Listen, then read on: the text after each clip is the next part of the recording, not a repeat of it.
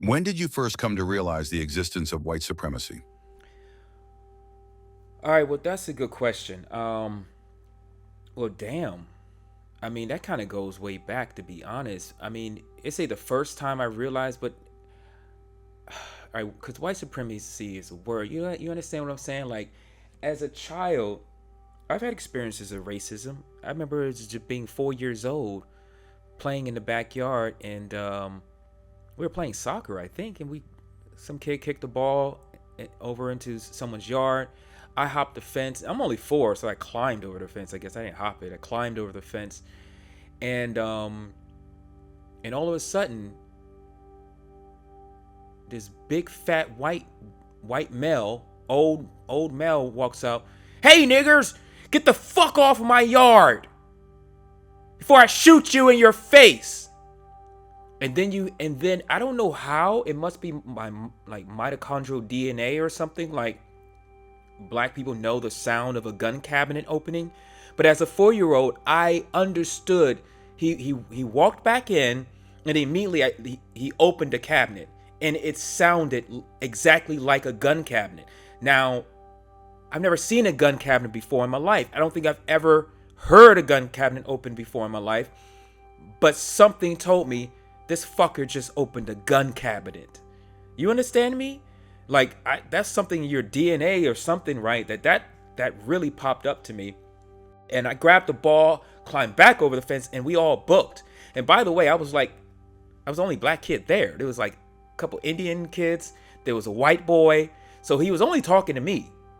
There was a Spanish dude, like, because I'm in DC. I'm from Washington DC. Like, it's at that time, it's the most diverse, before they gentrified it now, but at that time it was the most gentrified, I'm sorry, it was the most diverse city, to be in.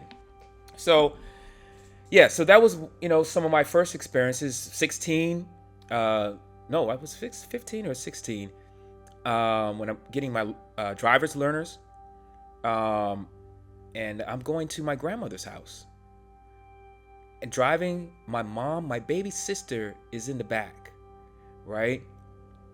And I think she's like 6 or 7 or something at the time.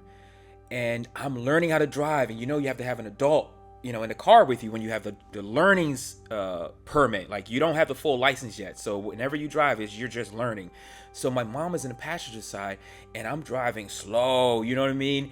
Like, everybody knows when you're just learning how to drive a car, man, you're driving slow, and I'm making every turn. I'm using the turn signal, left, tick, tick, tick, tick, right? So, and I remember pulling into my grandmother's neighborhood, and just driving slow, very carefully, looking in the mirror and everything. Pull right into the parking right in front of my grandma's house, and boom! One car pulls up behind me. Another car swings around, and blocks my mother's door on her side, leaving only the door on my side open for probably because they wanted me to get out and run so they can shoot me in the back, something like that, I assume. And so the guy who blocked me from behind, the police officer, so now two white police officers, showed one white guy pops out, pulls a gun out, pulls it right in my face, right?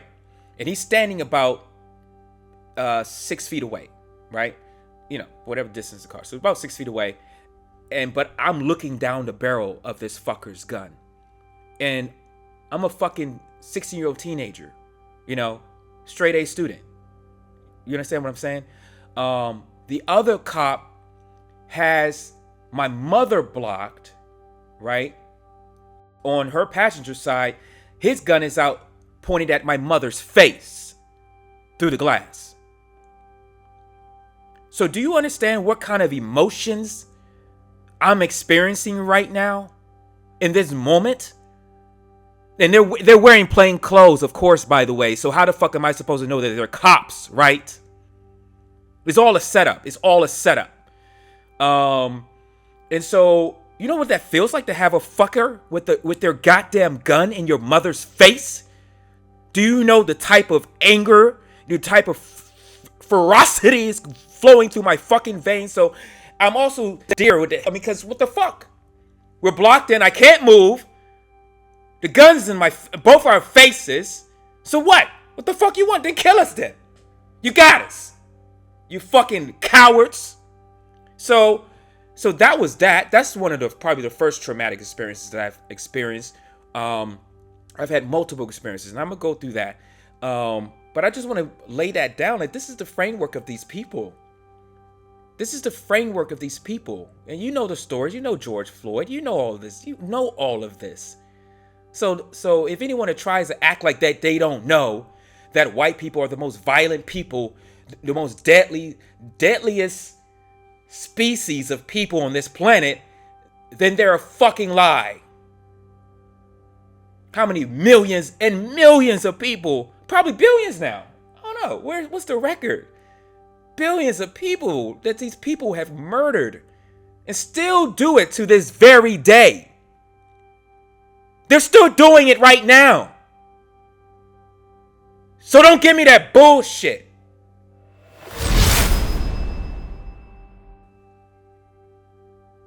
How did I realize that there was a white supremacy system? The first thing that really tipped me off was when I'm working in Washington, D.C. area, DMV. I'm working with Comcast Cable, and I started with this company. And Comcast Cable is a television, TV, communications company. So for my listeners in Vietnam, it's like a Viatel or FPT. So you can sign up to get internet in your home and cable TV, and at the time a phone line, a landline set up in your house. So I started as just a normal sales guy. I applied to a job ad. I go in, and my background is sales and marketing. So I go in and I rip that shit, right? Within the first 3 months, I'm the top sales rep, period. End of story. They say, Brian, we need you to help us to train some people. You got it. So boom, okay. I start training some people with a higher pay. I start making cuts over the people that I train. So I would earn additional commission when the people that I trained sold as well. And so that was nice. And I worked my way up all the way to manager. So they gave me my own locations. I became a regional manager. So from Baltimore to Maryland, Baltimore and Maryland to DC and Virginia. And I became a regional sales director because of what I do. I'm great at what I do. And I increased their sales by 300%. So much so that both the owners of that division, of that department said, yo, we need to meet this guy. Who is this guy? I mean, they thinking about, they need to take me to like a whole part of the country. Like, we need to set you up on high. Like, who is this guy, right? I'm making them millions of dollars, by the way. So, they're only giving me a small percentage. And so I'm in the first 6 months, I'm reaching 100,000 within a year. I'm projected to get over 300,000. So, that was one of my first jobs where or even career, anything where I reached over 6 figures. And so I felt very, very accomplished, and felt like I finally made it. Out of all the hardships that I've been through growing up as a black male in America, the poverty, all the things, all the opportunities not given you, I felt very, very accomplished. Like, damn, I finally fucking made it. You know what I'm saying? So one day, Elaine Beauty, I think her name was Beuti, some like German name or something like that. Elaine Beauty, she was above me, so she got promoted to like a division leader at that time, and she brought me to a private meeting we were having after our sales training meeting. Hey Brian, his name was Hal Cruz, and some other guy, I forgot his name. It was 2 of them that were the top guys, and they both seen your numbers. They really want to meet you. They're going to fly in. They were both in Texas, so they're going to fly in to Baltimore from Texas. They're going to meet you. They're going to take you out to dinner, etc. And then she put her head down, and she said to me, Brian, but I never told him that you were black. And at the time, that did nothing to me. I didn't even I didn't even bat an eye. I was like, what? I was like, girl, okay, whatever. like, okay, like, what? Please. You see these numbers I'm putting on the board, bitch? I'm out this joint like Kobe and Michael Jordan in one, bro. We winning championships out of championships. We popping bottles. I'm taking my cell team out the bar, man. We rocking it, bro. We rocking it. Going down to Adams Morgan, popping by all that stuff, bro. We were rocking it. You understand? So that was that. Great. So look, what they gonna say? I literally brushed it off. I just like, but little did I know that she was warning me. That was like a 5-day warning or something to start looking for another job or something when they meet me and find out that I'm black apparently for the very first time. So sure enough, short story short, they arrived. We had a great dinner. They took me to the spot on the pier on Baltimore. If anyone knows that area, you know, you're talking like $100 per plate or whatever. Popping bottles of wine is $200, $300, $400, $500 per bottle, whatever. And then the very next day, Hal Cruz invites me to a coffee shop that was at the lobby of his hotel, and we're in a coffee shop there, and he says, Brian, I'm sorry to tell you this, but we've decided to go in another direction. He fired me right there on the spot. I don't remember what the fuck he said. I think I just blacked out, and the rest was like, womp, womp, womp, womp, womp, womp. I just heard the first part, and then I was just...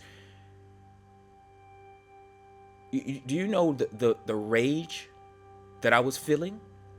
The rage, the absolute primal rage that I spent my time, my life building this shit for them, for their fucking company. They were making so much money off of me. And you know what?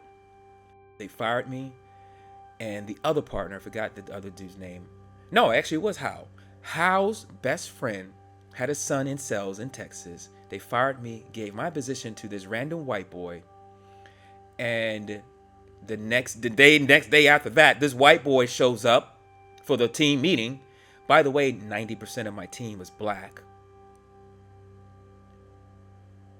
They announced that they fired me, and then the team goes, wait, what?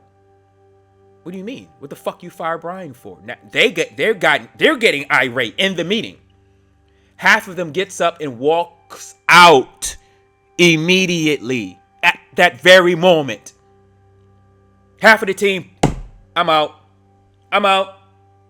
Walks out. And you know what happened? Within 4 weeks, that entire division crumbled. They lost millions of dollars. And for me, that's why I answered that question this way. When did I realize about the system of white supremacy? I knew racists always exist. As a child, I thought, it was just an old person thing. And I thought that these people would, grow. They're going to grow old. As a child, that's what I thought. They're going to grow old. They're going to die. And racism will just be gone. Just like like dinosaurs are, dying away or something. Like, they're just going to go extinct. That's what I thought innocently as a child.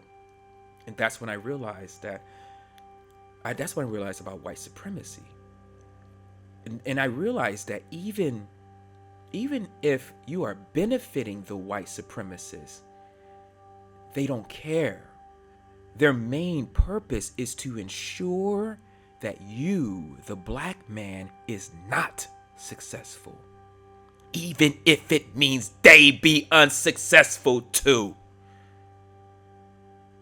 That's like a suicide bomber or some shit. If the only way to kill you is that they gotta go to, then oh, hell with it. Let that thing go, let that thing go. Kaboom! And that's exactly what the fuck they did.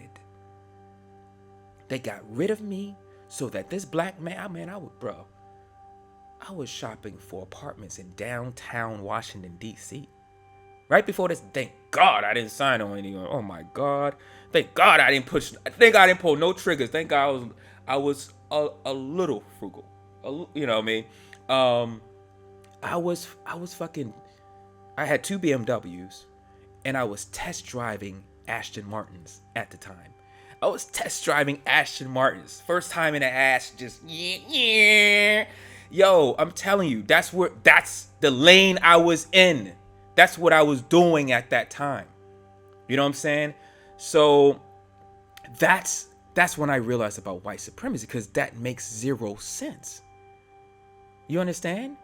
But racism is stupid. Racism is stupid. And that's just what it is.